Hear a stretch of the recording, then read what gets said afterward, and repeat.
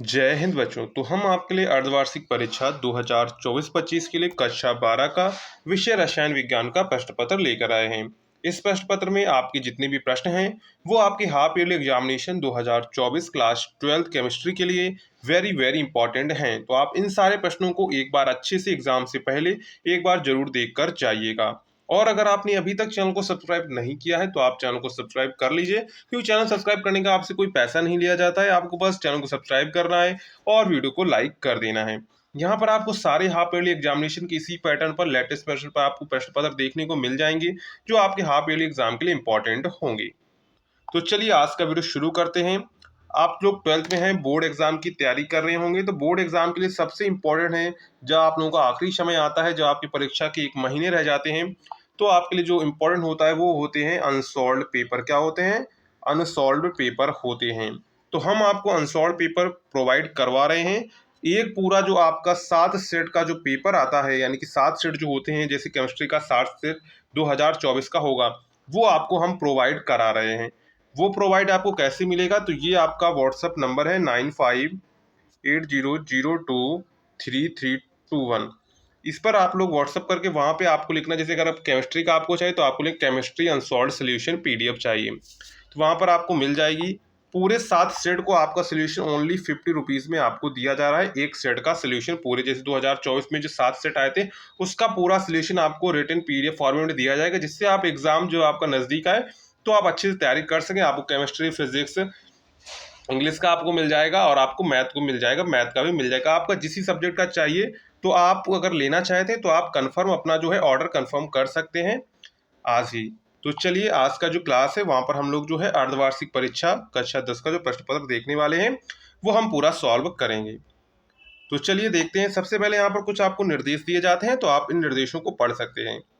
अब यहाँ पर देखो, सबसे पहले है हमारा सबसे पहला क्वेश्चन है, निम्नलिखित बहुविकल्पीय प्रश्नों में सही विकल्प का चयन कीजिए। हमने आपको ये क्यों बताया? इसलिए बताया क्योंकि unsolved solution very very important होते हैं। जब आप लोग एग्जाम देने जाते हैं, जब आपका एग्जाम नजदीक होता है, तो अनसॉल्व्ड पेपर उसमें बहुत बड़ी भूमिका अदा करते हैं, क्योंकि ज्यादातर प्रश्न जो है आपके प्रीवियस ईयर से आए होते हैं। तो यहाँ पर पहला है क्वेश्चन, शुद्ध जल की मोलरता होती है। क्या होती है? शुद्ध जल की मोलरता होती है। तो शुद्ध जल की मोलरता होती है, तो शुद्ध जल की मोलरता क्या होती है? 55.56 मोल होती है। क्या होती है? 55.56 मोल होती है। इसलिए राइट आंसर क्या हो जाएगा यहाँ पर? तो यहाँ पर राइट आंसर आपका हो जाएगा ऑप्शन नंबर फर्स्ट वाला। क्या हो जाएगा? Option number first. नेक्स्ट है, विशिष्ट चालकता का मात्रक होता है। हमसे विशिष्ट चालकता का मात्रक पूछा गया। ऑप्शन यहाँ पर दिए गए, ओम इनवर्स, सेंटीमीटर इनवर्स, ओ इनवर्स सेंटीमीटर माइनस की 2, ohm inverse centimetre square, ohm inverse centimetre की पावर माइनस की 2। तो यहाँ पर राइट आंसर क्या है? तो राइट आंसर है ओम इनवर्स सेंटीमीटर इनवर्स, यानी कि ऑप्शन नंबर आपका फर्स्ट वाला यहाँ पे करेक्ट हो जाएगा। नेक्स्ट है, वेग स्थिरांक ताप बढ़ाने पर परिवर्तित होता है। ऑप्शंस यहाँ पर आपको दिए गए थे, बढ़ेगा, घटेगा, अपरिवर्तित रहेगा, इनमें से कोई नहीं। तो वेग स्थिरांक ताप बढ़ाने पर क्या होगा? ताप बढ़ाने पर बढ़ेगा। क्या होगा? ताप बढ़ाने पर बढ़ेगा, यानी कि ऑप्शन नंबर यहाँ पर आपका जो है फर्स्ट वाला करेक्ट हो जाएगा। बढ़ेगा, क्या होगा? बढ़ेगा। नेक्स्ट है, ट्राइक्लोरोमेथेन है। क्या है? ट्राइक्लोरोमेथेन है। तो ट्राइक्लोरोमेथेन है CCl4, CHCl3, CBr4, CH2Cl2। तो यहाँ पर राइट आंसर क्या हो जाएगा? तो राइट आंसर हो जाएगा आपका CHCl3। ऑप्शन नंबर आपका सेकंड वाला यहाँ पे करेक्ट हो जाएगा, CHCl3। नेक्स्ट है, फास्जीन का रासायनिक सूत्र है। क्या है? फास्जीन का रासायनिक सूत्र है। ऑप्शन दिए गए, PH3, COCl2, CaOCl2, none of these. तो यहाँ पर राइट आंसर क्या हो जाएगा? राइट आंसर हो जाएगा COCl2। ऑप्शन नंबर आपका जो है यहाँ पर सेकंड वाला करेक्ट हो जाएगा, COCl2। नेक्स्ट है, क्लोरोपिक्रीन का रासायनिक सूत्र है। क्या है? क्लोरोपिक्रीन का रासायनिक सूत्र है। यहाँ पर ऑप्शंस आपको दिए गए थे, CClHNO1, CCl3NO2, CCl3NO2 का होल ट्वाइस, CCl2H2NO2। तो यहाँ पर राइट आंसर क्या हो जाएगा? तो यहाँ का राइट आंसर हो जाएगा CCl3NO2। ऑप्शन नंबर यहाँ पर आपका सेकेंड वाला करेक्ट हो जाएगा, CCl3NO2।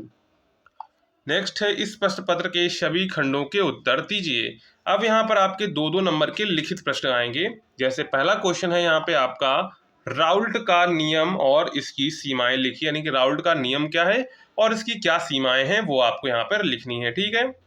इसके बाद नेक्स्ट है कोलराउस का नियम लिखिए। क्या करना है, कोलराउस का नियम आपको लिखना है। कोलराउस का नियम इंपॉर्टेंट है, ये भी आपसे पूछा तो राउल्ट का नियम भी इंपॉर्टेंट है, तो ये दोनों नियम आप अच्छे से याद कर लीजिएगा। इसके बाद है अभिक्रिया की आणविकता और कोटि में अंतर लिखिए। तो ये भी प्रश्न ज्यादातर एग्जाम में, सभी हाफ ईयरली एग्जाम में आपको देखने को मिलेगा और बोर्ड एग्जाम में भी आपको देखने को मिलता है। तो यहाँ पर हो जाएगा अभिक्रिया की आणविकता और कोटि में अंतर लिखिए। नेक्स्ट है वांट हाफ गुणांक किसे कहते हैं समझाइए। क्या है, वांट हाफ गुणांक किसे कहते हैं समझाइए। तो वांट हाफ गुणांक की परिभाषा आपसे पूछी जाती है, तो ये भी इंपॉर्टेंट है। यहाँ पर देखो ये पेपर जो है बिल्कुल इंपॉर्टेंट प्रश्नों पर ही बना हुआ। राउल्ट का नियम भी इंपॉर्टेंट है, कोलराउस का नियम भी इंपॉर्टेंट है, अभिक्रिया की आणविकता भी इंपॉर्टेंट है, और जो है वांट हाफ गुणांक है वो भी इंपॉर्टेंट है। तो यहाँ पर देखो चारों क्वेश्चन जो है आपकी हाफ ईयरली एग्जाम और बोर्ड एग्जाम की दृष्टि से भी इंपॉर्टेंट है, तो आप इन प्रश्नों को अच्छे से याद कर लीजिएगा। नेक्स्ट है क्वेश्चन नंबर थर्ड पर आते हैं। तो क्वेश्चन नंबर थर्ड में इस प्रश्न के सभी खंडों के उत्तर आपको देने हैं। जैसे पहला प्रश्न है, क्या होता है जबकि फॉर्मल्डिहाइड की अभिक्रिया अमोनिया के साथ होती है, रासायनिक समीकरण आपको लिखना है। नेक्स्ट है विशिष्ट चालकता को परिभाषित कीजिए। ये इंपॉर्टेंट है, विशिष्ट चालकता मोलर चालकता की परिभाषा आपसे पूछी जाती है, तो विशिष्ट चालकता मोलर चालकता आपको दोनों तैयार कर लेनी है। इसके बाद है आभासीय एकाणुक अभिक्रिया को उदाहरण सहित समझाइए। क्या है, आभासीय एकाणुक अभिक्रिया को उदाहरण सहित लिखिए। नेक्स्ट है एसीटोन से क्लोरीटोन कैसे प्राप्त करेंगे, रासायनिक समीकरण भी लिखिए। तो यहाँ पर आपको चार क्वेश्चंस दिए गए थे, दो दो नंबर के, जो भी क्वेश्चंस थे वो आपके एग्जाम के लिए इंपॉर्टेंट हैं। नेक्स्ट है इस प्रश्न पत्र के सभी खंड हल कीजिए। इसके भी आपको इस प्रश्न के भी सभी खंड हल करने हैं। जैसे पहला क्वेश्चन दिया गया था, 18 डिग्री सेल्सियस ताप पर 0.5% यूरिया के जलीय विलयन का परासरण दाब घात की विलिंग स्थिरांक आप आर का मान आपको दिया गया था 0.0821 लीटर वायुमंडलीय प्लस बटा केल्विन मोल। इसके बाद इसी में आपको खा क्वेश्चन देखने को मिलता है। खा क्वेश्चन में क्या कहा गया है, मानक इलेक्ट्रोड विभव किसे कहते हैं। मानक इलेक्ट्रोड विभव ई नॉट तथा इलेक्ट्रोड विभव ई के मध्य संबंध लिखिए। तो ये भी इंपॉर्टेंट है, मानक इलेक्ट्रोड भी आपसे एग्जाम में पूछा जाता है और इसका संबंध तो सबसे ज्यादा इंपॉर्टेंट है। इसके सूत्र के बिना आप इससे रिलेटेड कोई भी क्वेश्चन आता है तो उसको सॉल्व नहीं कर पाएंगे, इस सूत्र को भी आप अच्छे से याद कर लीजिएगा। नेक्स्ट है सिद्ध कीजिए कि प्रथम कोटि अभिक्रिया के लिए इसके 99% भाग पूर्ण होने में लगा समय इसके 90% भाग पूर्ण होने में लगे समय का 2 गुना होता है।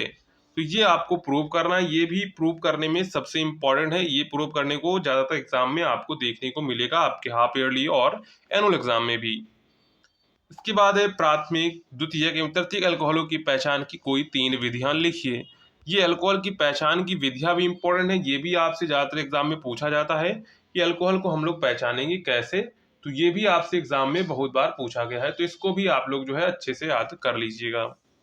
इसके बाद आता है क्वेश्चन नंबर 5, इस प्रश्न के सभी खंडों के उत्तर दीजिए, यानी कि इनमें भी आपको सभी खंडों के उत्तर देने हैं।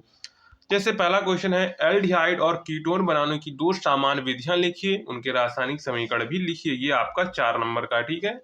इसके बाद निम्नलिखित पर टिप्पणी लिखिए, ब्रूटस-फिटी अभिक्रिया और शिंड-मायर अभिक्रिया। तो जितनी भी लिखित अभिक्रिया हैं मैंने उसको लिखा हुआ एक जगह रखा हुआ, उसको भी मैं आपको दे दूंगा उसी के साथ। जब आप उसकी पीडीएफ वगैरह लेंगे तो उसमें आपको उसी के साथ जो है इसका जो है पूरा इसका जो जितनी भी सैंड-मायर जितनी भी अभिक्रियाएं हैं वो सारी विद फार्मूले के साथ लिखी हुई, उसका पीडीएफ आपको बिल्कुल फ्री ऑफ कॉस्ट दिया जाएगा।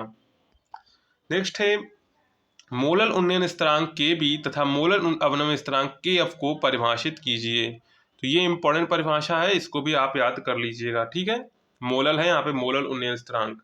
इसके बाद है घा, प्रथम कोटि की अभिक्रिया की अर्ध आयु काल 60 मिनट है, कितने समय में इसका 90% भाग जो है पूर्ण हो जाएगा, ठीक है। ये भी आपको करना है, ये न्यूमेरिकल है, 4 नंबर में आपको दिया गया है। इसके बाद आता है क्वेश्चन नंबर 6, इस पत्र के दोनों खंडों के उत्तर दिए, यानी कि 2 खंड में विभाजित है, दोनों के आपको उत्तर देने हैं। पहला है कैसे प्राप्त करेंगे केवल रासायनिक समीकरण लिखिए।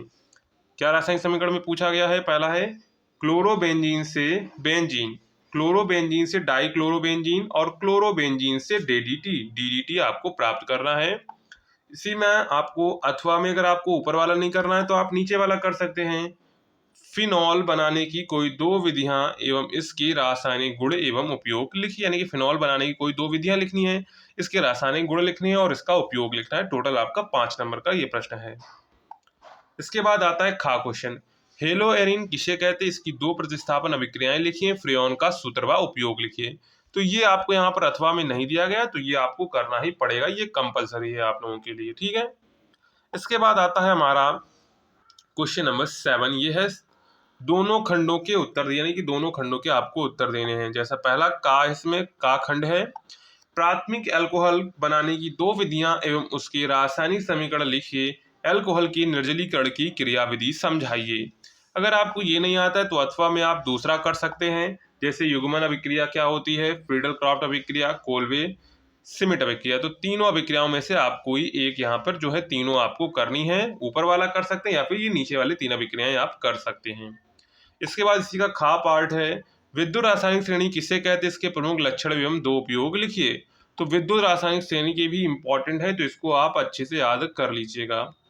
अथवा अगर आपको ये नहीं करना है तो आप नीचे वाली टिप्पणी लिख सकते हैं। सबसे पहली टिप्पणी है संक्षारण, जंग लगने की क्रियाविधि, जंग रोकने के उपाय। तो ये पूरी जंग पर ही आधारित है, संक्षारण पर ही आधारित है, तो ये आप कर सकते हैं, अथवा ऊपर वाला ये कर सकते हैं। इसके भी आपको 5 नंबर ही मिलने वाले हैं। तो इस तरह आपका जो है ये पूरा प्रश्न पत्र हो जाता है। इसमें जितने भी क्वेश्चन है वो आपके हाफ ईयरली एग्जाम में और साथ में बोर्ड के भी एग्जाम की जैसे इंपॉर्टेंट हैं, तो आप इन प्रश्नों को अच्छे से याद कर लीजिएगा। और अगर आपने अभी तक चैनल को सब्सक्राइब नहीं किया है तो आप चैनल को सब्सक्राइब कर लीजिएगा। अगर आपको अनसॉल्व के सोल्यूशन चाहिए तो आप 9580023321 पर व्हाट्सएप मैसेज करके अनसॉल्व सोल्यूशन पा सकते हैं। तो चलिए मिलते हैं नेक्स्ट वीडियो में, तब तक के लिए जय हिंद। आपको डिस्क्रिप्शन में भी नंबर मिल जाएगा, तो वहां से आप देख लीजिएगा। तब तक के लिए जय हिंद।